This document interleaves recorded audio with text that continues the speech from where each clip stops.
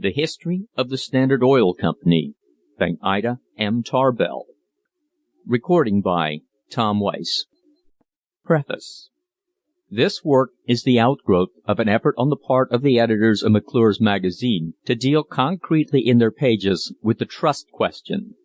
In order that their readers might have a clear and succinct notion of the processes by which a particular industry passes from the control of the many to that of the few, they decided a few years ago to publish a detailed narrative of the history of the growth of a particular trust. The Standard Oil Trust was chosen for obvious reasons.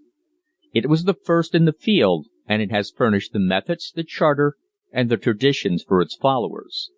It is the most perfectly developed trust in existence.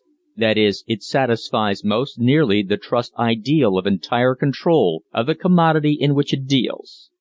Its vast profits have led its officers into various allied interests, such as railroads, shipping, gas, copper, iron, steel, as well as into banks and trust companies, and to the acquiring and solidifying of these interests it has applied the methods used in building up the oil trust. It has led in the struggle against legislation directed against combinations. Its power in state and federal government, in the press, in the college, in the pulpit, is generally recognized. The perfection of the organization of the Standard, the ability and daring with which it has carried out its projects, make it the preeminent trust of the world, the one whose story is best fitted to illuminate the subject of combinations of capital.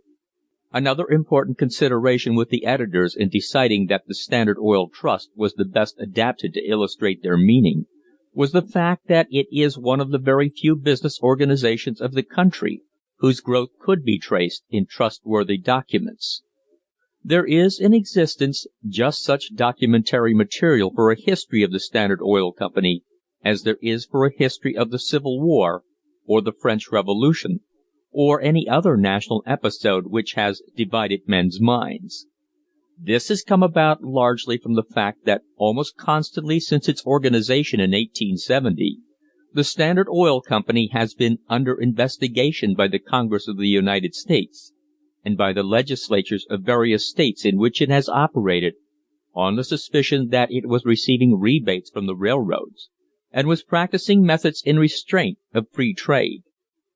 In 1872, and again in 1876, it was before congressional committees.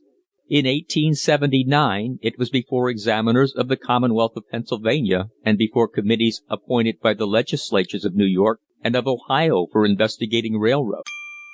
Sample complete. Ready to continue?